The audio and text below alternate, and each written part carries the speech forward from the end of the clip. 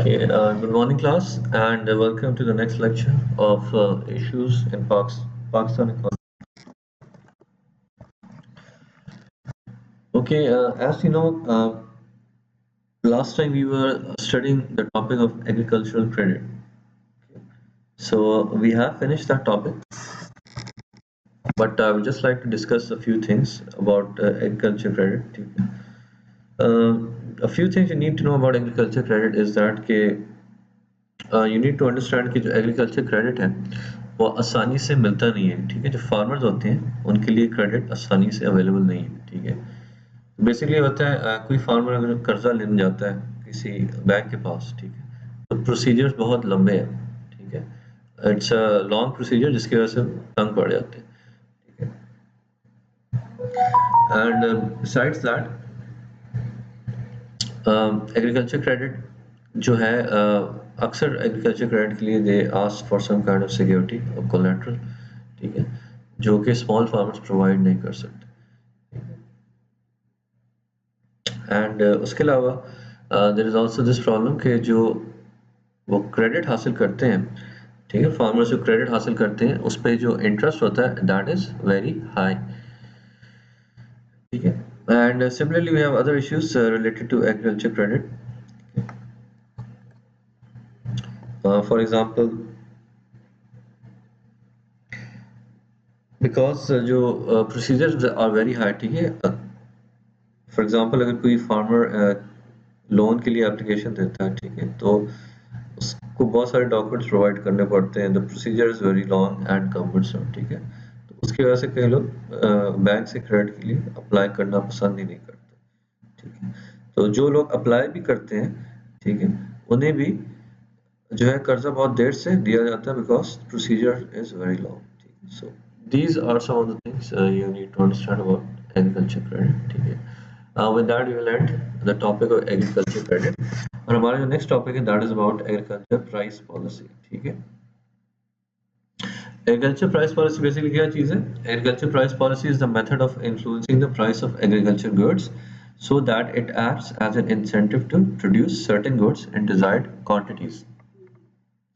ठीक है, ठीक है, यानी कि हर एग्रीकल्चर गुड की कोई ना कोई प्राइस होती है और बेसिकली गवर्नमेंट जो है it plays a role in setting that price. ठीक है, या तो गवर्नमेंट डायरेक्टली वो प्राइस सेट कर सकती है और what the government can do is it can influence the price of a good indirectly. ठीक है, तो that's what we are going to discuss over here कि प्राइसिंग ऑफ एग्रीकल्चर गुड्स वो किस तरह होती है और उसमें गवर्नमेंट का इन्फ्लुएंस क्या है। ठीक है, तो लार्जली जो ऑब्जेक्टिव होता है ऑफ प्राइस पॉलिसी वो यही है to minimise fluctuations and provide stability to the prices of agriculture goods. ठीक है, तो बेसिक आइडिया यही है कि एग्रीकल्चर गुड्स उनकी प्राइसेस बहुत ज़्यादा चेंज ना हो। ठीक है, उसमें जो चेंजेस होते हैं यानी कि जो फ्लक्चुएशंस होते हैं वो कम से कम हो और किसी हद तक स्टेबिलिटी और प्राइसेस स्टेबल रहे। ठीक है, दूसरा ऑब्जेक्टिव प्राइस पॉलिसी का ये है to promote a balanced increase in production so as to fulfill domestic consumption requirements। यानी कि हम चाहते हैं कि जो प्रोडक्शन है उसमें इंक्रीज हो बट बैलेंस इंक्रीज हो। ठीक है, यानी कि ऐसा ना हो कि सिर्फ एक ही क्रॉप की प्रोडक्शन इंक्रीज हो रही है और दूसरे क्रॉप की प्रोडक्शन में कोई फर्क ना पड़ रहा। ठीक है, फॉर एग्जांपल हम अगर हम चाहते हैं कि वीट की प्रोडक्शन इंक्रीज हो तो we should also at the same time try to increase the production of rice. ठीक है, तो बैलेंस इंक्रीज होना बहुत जरूरी है। ठीक है, तो अगर बैलेंस इंक्रीज होगा तो हम अपनी डोमेस्टिक जो डिमांड है, ठीक है, यानी कि पाकिस्तान के अंदर लोग जो डिमांड करते हैं ये खाने के पीने की चीज़ें की जो डिमांड है that will be easily met. ठीक है, यानी कि जो लोग डिमांड करते हैं यानी जो लोग जितना लोग कंज्यूम करते हैं एग्रीकल्चर की चीज़ें यानी कि सब्जी हो गई फल वगैरह, ठीक है, तो उस डिमांड को पूरा करना ज़रूरी होता है। तो हमने अपनी प्रोडक्शन को इस तरह से करना है कि we can actually meet the demand of people. ठीक है, उसके अलावा there are some other objectives of agriculture price policy to provide regular flow of raw material to agro based industries at fair prices. ठीक है, तो historically अगर देखा जाए तो हमारी एग्रीकल्चर प्राइस पॉलिसी के यही ऑब्जेक्टिव्स रहे ज़्यादातर। ठीक है, ज़्यादातर से यही ऑब्जेक्टिव्स रहे। ठीक है, एक तो यह था we have to the government wanted to minimize fluctuations and provide stability and to promote a balanced increase in production. उसके अलावा गवर्नमेंट का फोकस था to provide regular flow of raw materials to agro-based industries. ठीक है, चाहते थे कि agriculture से रिलेटेड इंडस्ट्रीज हैं उनको रॉ मटेरियल मिलता रहे, ठीक है, एंड उस वजह से the government basically kept the prices of agriculture goods low काफी हद तक, ठीक है। एंड दूसरा ये था, गवर्नमेंट का फोकस ये था कि हम ज्यादा से ज्यादा एग्रीकल्चर गुड्स एक्सपोर्ट कर सकें, ठीक है, ताकि गवर्नमेंट को ज्यादा से ज्यादा फॉरेन एक्सचेंज अर्न हो सके।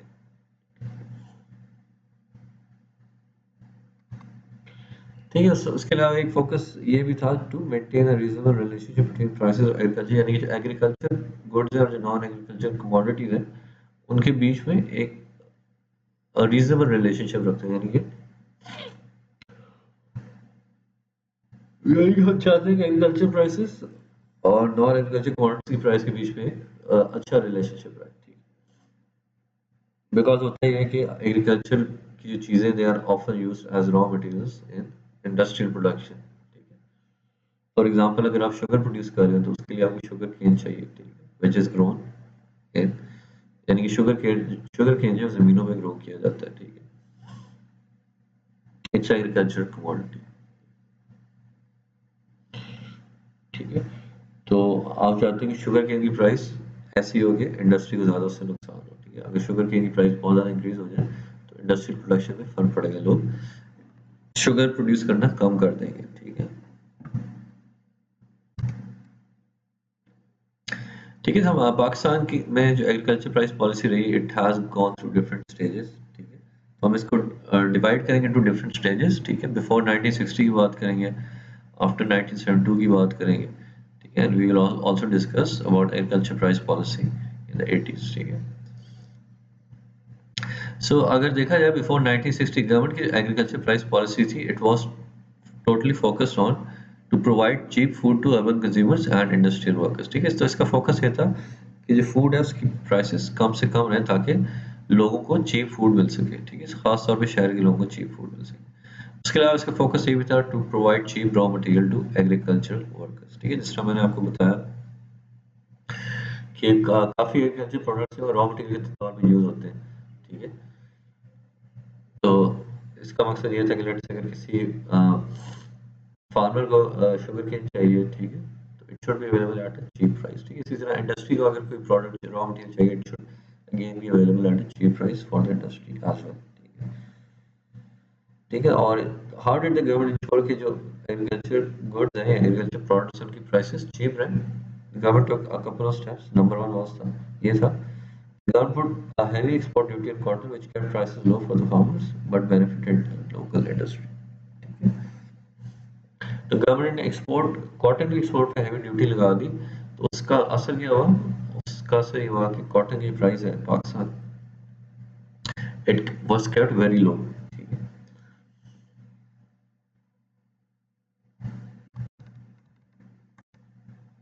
ठीक है, इसके अलावा रिस्ट्रिक्शंस थी on inter provincial and inter district movement, ठीक है। तो अगर आप रिस्ट्रिक्शन लगा दें ना किसी गुड्स के ऊपर, यानी कि वो एक शहर से दूसरे शहर तक ट्रांसपोर्ट नहीं हो सकती, ठीक है, तो it it has an effect that it depresses prices, ठीक है।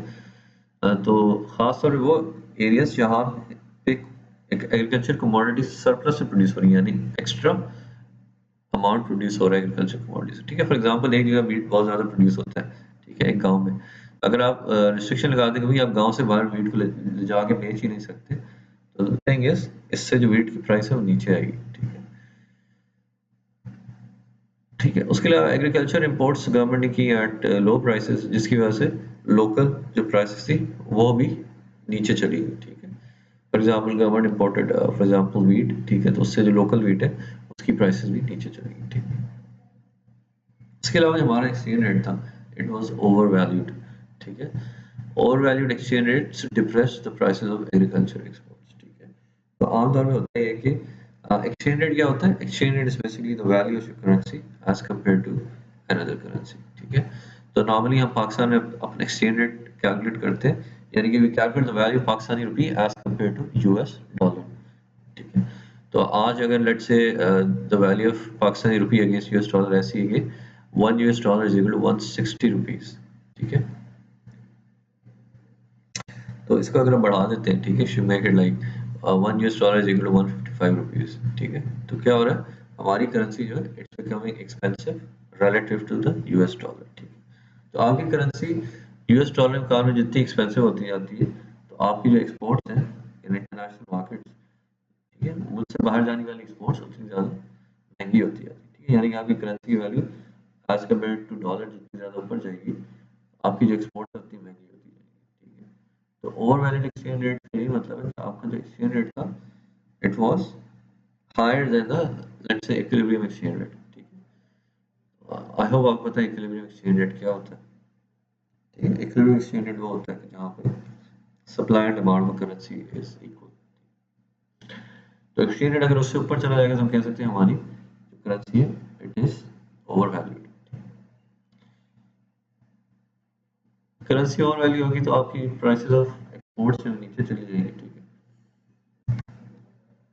है। Now let's talk about pricing policy after 1962, ठीक है। सो वी से कि 1960s से पहले पहले जो गवर्नमेंट की प्राइसिंग पॉलिसी थी towards agriculture, it was a negative pricing policy, ठीक है। It had a negative impact on the agriculture sector, ठीक है। तो गवर्नमेंट ने 1960s की पॉलिसी से कुछ सबक सीखा and it came up with a positive pricing policy from 1972 onwards, ठीक है। So 1972 onwards government practiced positive pricing policy, ठीक है। सबसे पहले काम गवर्नमेंट ने क्या किया, it corrected the exchange rate, ठीक है। 1972 में it corrected the exchange rate, यानी कि हमारा एक्सचेंज रेट जो था बिल्कुल भी फेवरेबल नहीं था, हमारी एक्सपोर्ट जो थी पाकिस्तान से बाहर बहुत महंगी महंगी होती थी। तो एक्सपोर्ट्स की प्राइसेस को नीचे लाने के लिए एक्सचेंज रेट वाज एडजस्टेड, ठीक है। तो यानी कि रुपये का एक्सचेंज रेट एडजस्ट किया था to bring it closer to the actual market rate, ठीक है। मार्केट हम नहीं चाहते कि हमारी जो करेंसी का एक्सचेंज रेट है normally it should not be more than the market rate. अगर मार्केट रेट से ज़्यादा है तो हमारी मुल्क की एक्सपोर्ट को काफ़ी नुकसान होगा,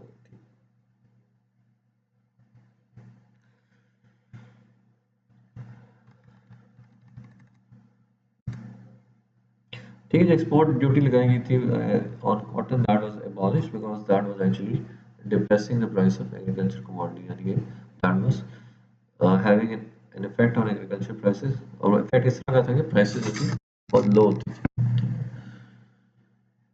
ठीक है। जो हम गवर्नमेंट जो इम्पोर्ट कर रही थी agriculture goods at reduced prices यानी कंसेशन प्राइसेस, ठीक है, उन इम्पोर्ट्स को भी कम किया गया ताकि हमारे मुल्क में जो एग्रीकल्चर कमोडिटीज उनकी प्राइसेस थोड़ी ऊपर आती है, ठीक है। So in the first two phases of this policy following steps were taken, like ठीक है, पहले दो phases में of this policy we had subsidization of certain things, certain चीज़ों के ऊपर like chemical fertilizers, pesticides, improved seeds, इनके ऊपर सब्सिडीज दी गई, ठीक है। सब्सिडीज का मतलब ये होता है कि ये जो चीज़ें हैं these can be bought by farmers at a reduced rate, ठीक है। डीजल को भी सब्सिडाइज किया गया, ठीक है। उसके अलावा क्रेडिट बढ़ाया गया, ठीक है। Credit in the form of interest free loans was available, ठीक है। यानी कि जो फार्मर्स हाई इंटरेस्ट रेट नहीं दे सकते थे उनको इंटरेस्ट फ्री लोन्स प्रोवाइड किए गए ताकि वो सस्ती प्राइसेस पे इनपुट्स खरीद सकें। इनपुट्स कौन सी इनपुट्स ही होती हैं, chemical fertilisers, pesticides, improve seeds and so on,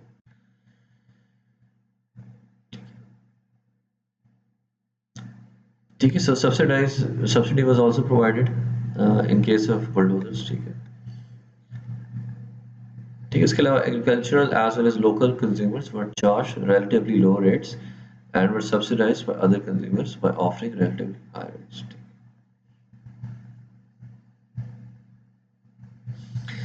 ठीक है। यानी कंज्यूमर्स के लिए प्राइसेस बढ़ा दी गई बट एग्रीकल्चर प्रोड्यूसर्स के लिए, ठीक है, या जो लोकल कंज्यूमर्स है गांव में उनके लिए प्राइसेस जो है लो रखी गई,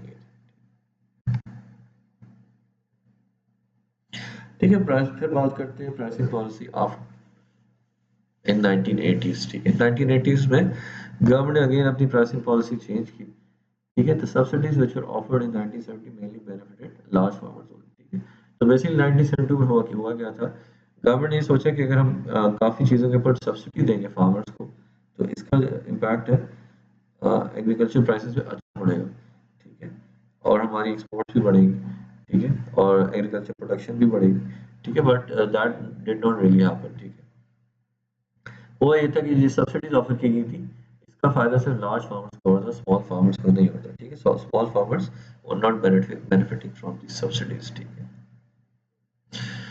ठीक है, उसके अलावा ये था कि government was maintaining low prices, ठीक है। So low output prices gave little incentive to produce, ठीक है। अगर किसी चीज़ की प्राइस बहुत लो हो तो जो प्रोड्यूसर्स हैं उनके पास इंसेंटिव बहुत कम होगा उस चीज़ को प्रोड्यूस, ठीक है। फॉर एग्जांपल अगर राइस की प्राइस बहुत लो हो जाए तो जो लोग राइस मिल वाले हैं, ठीक है, जो राइस बनाते हैं, they will stop producing rice, ठीक है। तो किसी भी बिजनेस को के लिए ज़रूरी होता है कि वो किसी भी प्रोडक्ट को एक खास प्राइस पे बेचे, ठीक है, इसको कहते हैं मिनिमम प्राइस, ठीक है। अगर वो प्राइस मिनिमम प्राइस से नीचे होगी तो that business will stop producing that good, ठीक है। बिकॉज अगर किसी भी गुड की प्राइस अगर एक खास प्राइस से नीचे हो जाए, सो इट मीन्स कि कंपनी को लॉस हो रहा है उसमें, ठीक है। So it has to at least break even, pricing ऐसी होनी चाहिए that the company is at least able to break even. So as a result, a policy shift started in early 1980s from input subsidy to raising output prices, ठीक है। Inputs पे जो subsidies दी गई थी like fertiliser, seeds, pesticides के ऊपर, ठीक है, उन सब्सिडीज को कम करना शुरू कर दिया, ठीक है। एंड द फोकस शिफ्टेड के एग्रीकल्चर गुड्स की जो प्राइसेस हैं, ठीक है, यानी कि जो आउटपुट प्राइसेस हैं उनको बढ़ाया जाए। The government fixed minimum floor prices of selected commodities and was willing to purchase any quantity offered for sale, ठीक है। तो सर्टेन कमोडिटीज की मिनिमम प्राइसेस सेट की गई थी, ठीक है, और विच मेंट कि उनकी प्राइसेस उससे नीचे नहीं जा सकती। And government was willing to purchase any quantity offered, ठीक है। So government also started buying commodities ताकि उनकी जो प्राइस है थोड़ी ऊपर आए, ठीक है। ठीक है, support prices were reviewed annually and raised proportionately to provide and maintain economic incentives for higher production, ठीक है। Support prices is again refers to कि एक certain level होता है, ठीक है, you can say uh, the minimum level, ठीक है, which was maintained. So in support prices को review किया जाता था annually and they were raised proportionately to provide and maintain economic incentives to provide and maintain economic incentives for higher production, ठीक है। In order to improve production efficiency, Agriculture Price Commission makes important recommendations for support and yield per acre, ठीक है। It also suggests measures for improving market efficiency of goods, ठीक है। Production efficiency को बढ़ाने के लिए एग्रीकल्चर प्राइस कमीशन है एक, ठीक है। हमारे में होता है एग्रीकल्चर प्राइस कमीशन, ठीक है, which basically makes recommendations for support prices of agriculture goods and it also makes recommendations for yield per एकड़। यील्ड पर एकड़ कॉन्सेप्ट मैं आपको दे चुका हूँ इन क्लास, ठीक है। So I hope you remember that, ठीक है। सो ये जो commission it also suggest measures for improving market efficiency of goods, ठीक है। मार्केट एफिशिएंसी की जब बात करेंगे तो ठीक है, तो बेसिक आइडियाज के वी वांट कि हमारी जो मार्केट्स हैं वो एफिशिएंट रहे, ठीक है। और इसमें यही कि सप्लाई और डिमांड जो है इस तरह से होनी चाहिए कि मार्केट्स एफिशिएंट रहे, ठीक है। और supply and demand is will only be according to, यानी कि supply and demand will make market efficient only if आपकी जो if the price of the good is at a certain level, ठीक है। तो आपको अपनी एग्रीकल्चर कमोडिटीज को प्राइस इस तरह से करना पड़ता है कि supply and demand maintains market efficiency.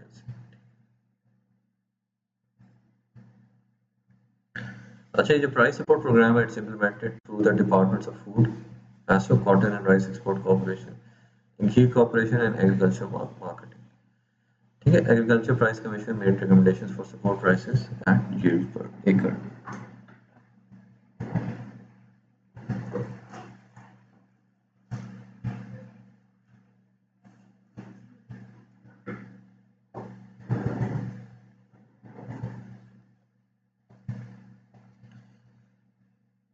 Alright, so we move to the next slide.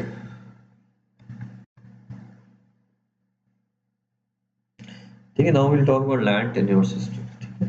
Land tenure basically क्या होता है? Land tenure basically refers to rights and patterns of control over land, ठीक है। So it basically means a system which describes ownership of land and conditions of occupancy of land, the manner and responsibility of payment of land to the state, ठीक है।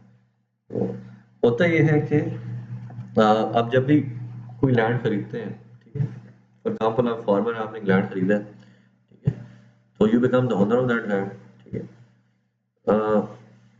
उसके अलावा sir में ऐसा होता है कि आप लैंड का कुछ हिस्सा जो है रेंट आउट कर देते हैं टू स्मॉलर फार्मर्स, ठीक है। स्मॉलर फार्मर्स उस लैंड के ऊपर खेती बाड़ी करते हैं, ठीक है, बट थिंग इज उनके पास ओनरशिप नहीं होती। Owner of the land is you, ठीक है, जो इस बंदे ने लैंड खरीदा होता है, he is the owner of the land, ठीक है। तो इसमें फिर कुछ इश्यूज आ जाते हैं कि भाई ओनर कौन है, वो is the occupant of land and things like that, ठीक है। तो इसमें ये चीज भी आती है कि how should revenue be collected by the government, ठीक है। लेट्स से कि land belongs to the government and government उसको लीज पे दे देती है टू फार्मर, तो उस पे जो है ना government has the right to collect revenue on that agricultural land, ठीक है।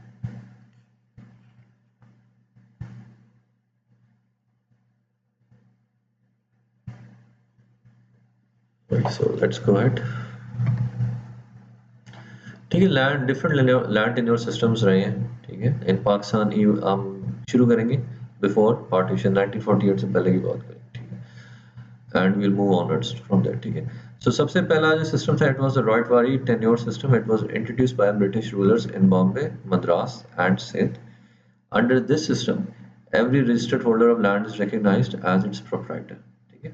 यानी कि जो भी बंदा, यानी कि जिस बंदे के नाम पे लैंड रजिस्टर हुआ होता है, he is recognised as owner of that land. He is responsible to pay revenue directly to the government, and he is given liberty to sublet his holding of land, ठीक है। यानी कि जो land का owner होता है, he is directly responsible to pay revenue to the government, ठीक है। और उसके अलावा उसके बाद ये भी आज़ादी होती है, अगर वो अपने ज़मीन का कुछ हिस्सा किराए पे देना चाहते हैं किसी को, तो he can do that। Sublet का ये मतलब होता है कि आप अपनी ज़मीन का कुछ हिस्सा किसी और को किराए पे दे देते हैं। किराए पे इसलिए देते हैं कि अगर आपको लगता है कि आप सारी ज़मीन की देखभाल नहीं कर सकते, तो आप कुछ ऐसा किराए पे दे दें ताकि उसकी देखभाल या उस पे क्रॉप्स कोई और ग्रो करे, ठीक है। फिर महलवारी सिस्टम है, महल मींस विलेज, ठीक है। This system was adopted by the British rulers in Agra, Oudh and in provinces of Punjab and NWFP now in Pakistan, ठीक है। So it was originally adopted in Agra and Oudh and in some provinces of Punjab, ठीक है, before partition, and in areas which are now part of NWFP in Pakistan, ठीक है, which is Khyber Pakhtunkhwa. In this system, the individuals are the owners of small units of land. They are called peasant proprietors, ठीक है। The peasant proprietors mostly cultivate the land themselves with the help of their families. The land owners are jointly and individually liable for payment of land revenue to the government, ठीक है। तो इस system में ये होता है कि land is divided into small units और every unit is owned by a separate person, ठीक है। यानी कि एक लैंड डिफरेंट हिस्सों में डिवाइड होता है और हर हिस्सा एक डिफरेंट बंदे के पास होता है, ठीक है। समटाइम्स एक बंदा ही एक यूनिट का ओनर हो सकता है और sometimes it possible like more than one person is owner of a small unit,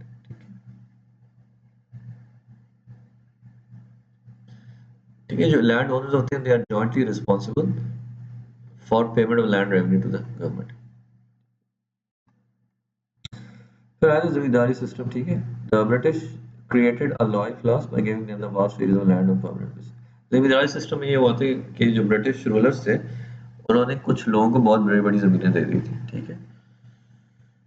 So these people, जिनको हम जमींदार कहते हैं, they became owners of large areas of land. So in the beginning, these people were made responsible for payment of land revenue, but later on, collectors of land revenue were conferred property rights. ठीक है, तो शुरू में इन लोगों से government जो पैसा लेती थी जमीन के बदले, ठीक है, बट बाद में सिस्टम खत्म हो गया, ठीक है।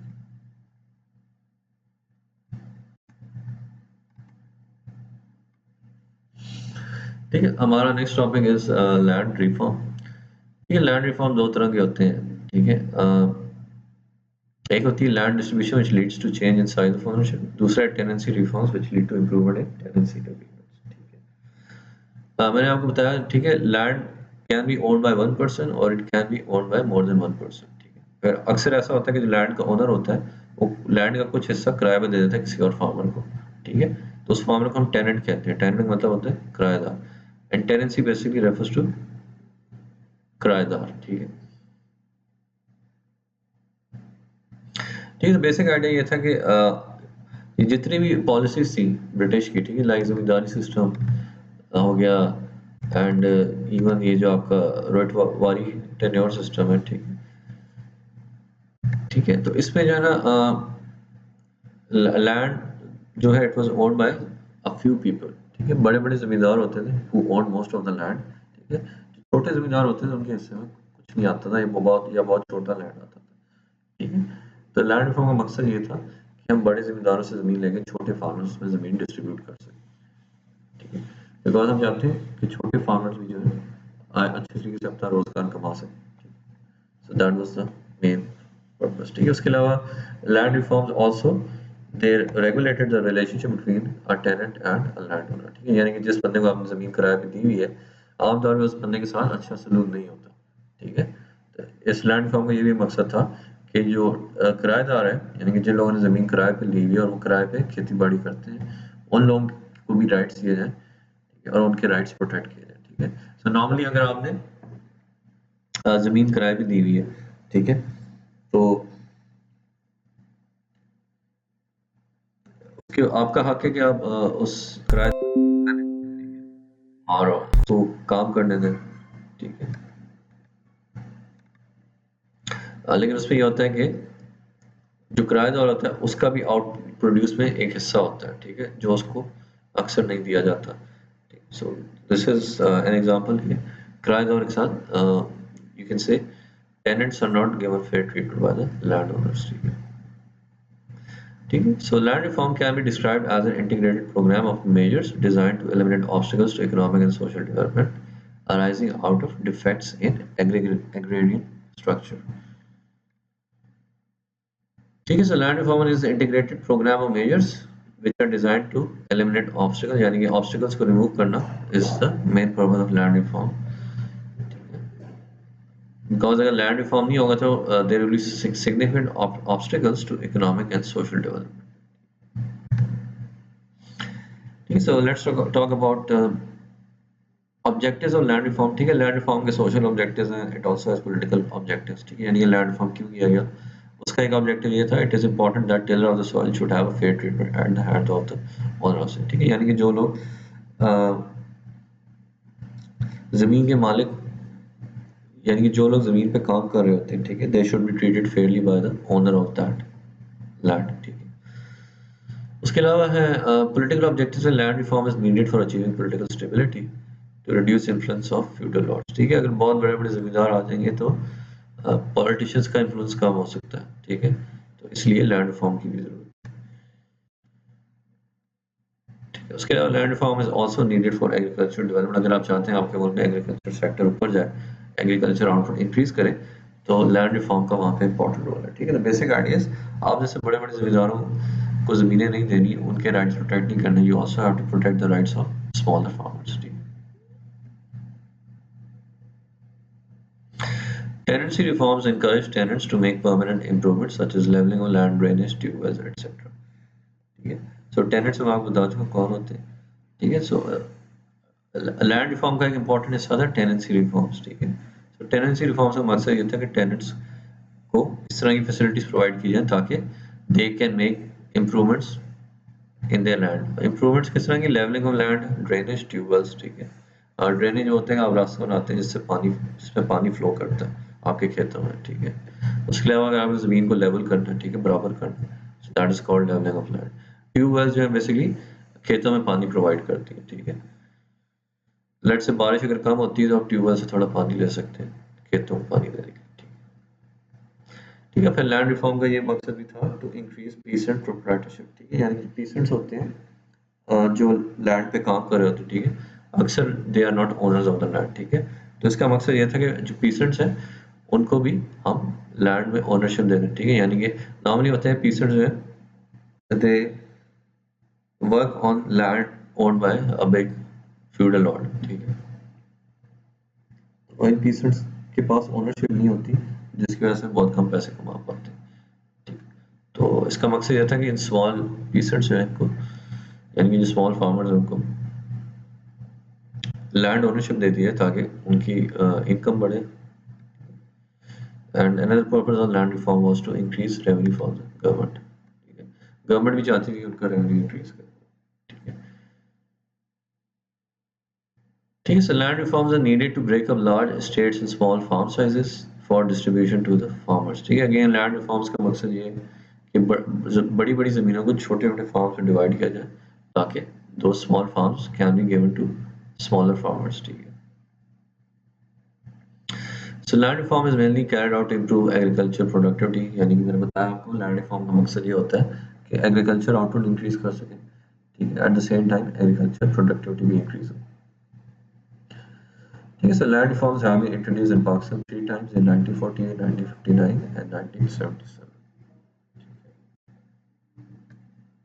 So first we start with land reforms in 1948।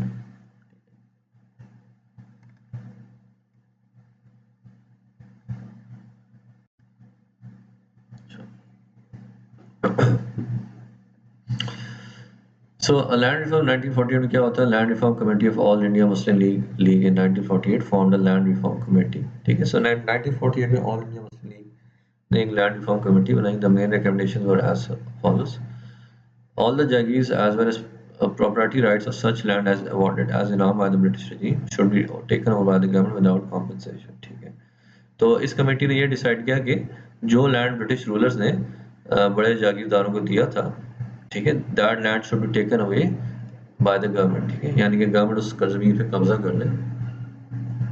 ठीक है, इसके अलावा ये कंडीशन भी लगाई गई थी कि कोई भी लैंड लॉर्ड है, यानी कोई भी ज़मीन का जो मालिक है, he cannot have more than 180 acres of canal irrigated land। ठीक है, he cannot have more than 180 acres of irrigated land। ठीक है, and not more than 300 acres of semi irrigated and 450 acres of barani land। ठीक है, barani land मैं आपको बता चुका हूँ क्लास में। ठीक है, कौन सा होता है? ठीक है, so normally a land which is in dry areas है जहाँ पे ड्राई क्लाइमेट होती है। ठीक है, तो इरिगेटेड लैंड क्या होता है? इरिगेशन बेसिकली मींस कि आप जो है ट्यूबवेल्स के जरिए पानी पहुंचाते हैं अपने खेतों को। ठीक है, so that is an example of irrigation. ठीक है, अगर फुली इरिगेटेड लैंड होगा तो you can not have more than 150 acres of that land. Semi irrigated है तो 300 एकर्स की लिमिट है, और अगर इरिगेटेड नहीं है, इट्स लाइक ड्राई लैंड, तो 450 एकर्स की लिमिट है। ठीक है, सो इन 1948 के लैंड रिफॉर्म्स में it was recognised that occupancy tenants of the land are legal owners of land. ठीक है, यानी कि जो किराएदार होते हैं जो खेतों में काम कर रहे होते हैं, they are also legal owners of land. ठीक है, levying tax on farm income at par with non farm incomes. ठीक है, तो फार्मर्स की इनकम पे टैक्स भी लगाया गया। ठीक है, उसके अलावा guarantee was offered with adequate security of tenure to the tenant at will, which would not be less than 16 years in any case। यानी कि टेनेंट को एक सर्टेन गारंटी प्रोवाइड कर दी गई which was of 16 years in length। ठीक है, और ये भी कंडीशन लगाई गई कि a landlord cannot have more than 25 acres of land for self cultivation। Self cultivation का मतलब है कि आप खुद ही अपनी ज़मीन पे क्रॉप्स उगाते हैं। ठीक है, आप किसी और बंदे को हायर नहीं करते, किसी और फार्मर को हायर नहीं करते उसका। ठीक है, share of tenant out of total produce, मैंने आपको बताया कि जो किराएदार ज़मीन पे काम करते हैं उनका जो टोटल आउटपुट होती है ज़मीन की उसमें हिस्सा होता है। ठीक है, तो share of tenant out of total produce should be raised from 50 to 60%। ठीक है, पहले 50% था, so it was raised to 60%। and to check subdivision and fragmentation of holding, cooperative farming should be promoted। ठीक है, तो बहुत ज़्यादा फ्रेगमेंटेशन को इनकरेज नहीं किया जाता, यानी कि हम नहीं चाहते कि हर ज़मीन बहुत सारे हिस्सों में डिवाइडेड हो। ठीक है, तो इस प्रॉब्लम के साथ डील करने के लिए दे इनकरेज कोऑपरेटिव फार्मिंग। ठीक है, कोऑपरेटिव फार्मिंग मैं बता चुका हूँ। लेट्स से गांव के फार्मर्स मिलके एक ज़मीन खरीद लेते हैं और उस पर मिलके फार्मिंग करते हैं। ठीक है, उन सब लोगों को ज़मीन में से हिस्सा मिलता है। ठीक है, so that is an example of cooperative farming. ठीक है, फिर बात करते हैं लैंड रिफॉर्म ऑफ 1959। ठीक है, तो लैंड रिफॉर्म ऑफ 1959 में a commission was constitute under Mohammad Ayub Khan. ठीक है, Mohammad Ayub Khan was the ruler at that time of Pakistan. ठीक है, तो उसकी गवर्नमेंट के अंडर एक कमीशन बनाया गया The commission presented its report on January 24. The salient feature of the report were: a person could not own more than 500 acres of canal irrigated land or 1000 acres of uni irrigated land, ठीक है, or 36,000 produce index units, whichever is more. ठीक है. In addition, an owner was allowed to have 150 acres of land for gardens. So 1958 में जब अयूब खान ने commission बनाया, land reform commission, तो उसने थोड़ी सी रिलैक्सेशन दे दी. ठीक है. 1948 में क्या था? The limit was okay, a farmer landlord cannot have more than 150 acres of canal irrigated land. ठीक है. इस लिमिट को थोड़ा सा बढ़ाया गया 1959, और उन्होंने कहा कि भी a person cannot have more than 500 acres of irrigated land, यानी कि 150 से बढ़ा के 150 लिमिट ले गए. और इसी तरह जो unirrigated land की limit, it was also increased to up to 1000 acres. ठीक है. उसके अलावा owners were also allowed to have up to 150 acres of land for gardens. ठीक है. लोगों ने अगर बागात लगाने तो उसके लिए they could buy and own up to 150 acres of land.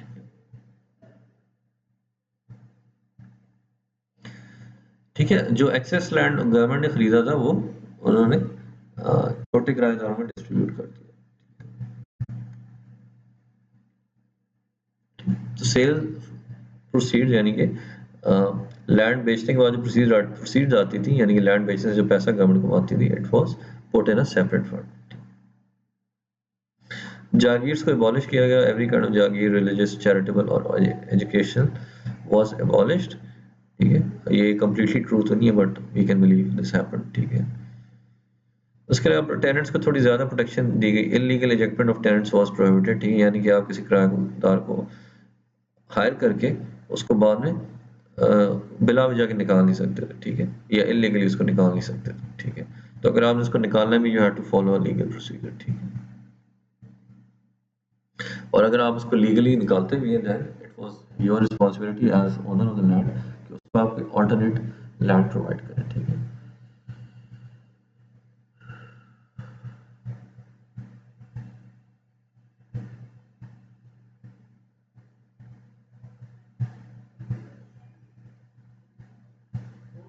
ठीक है. पुराना लॉ एग्जिस्ट करता था about giving property rights to tenants. It was, आप कह सकते हैं, abolished. So illegal executions are also prohibited. Illegal exaction by landlords were prohibited. ठीक है. यानी कि इलीगली आप किसी को की ज़मीन में, किसी की ज़मीन पे कब्जा कर लें और उसको ज़मीन से निकाल दें, इस तरह की चीज़ है, इट वाज प्रोहिबिटेड. ठीक है. तो आप देख सकते हैं ओनरशिप जो सीलिंग थी, यानी ओनरशिप की जो लिमिट है इन 1959 रिफॉर्म वाज क्वाइट हाई. ठीक है. आप इसको 48 से कंपेयर कर लें, it was quite high. So as a result of these reforms, the government was able to resume 2.5 million acres of land, and 2.3 million of 2.5 million acres of land was distributed to nearly 1.5 or 1.8 lakh peasants.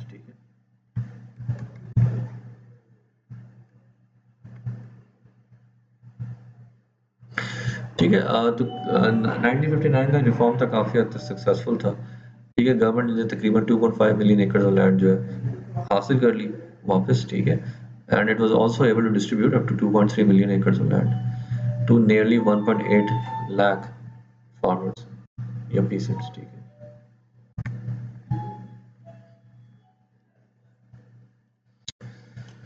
Okay, next we'll talk about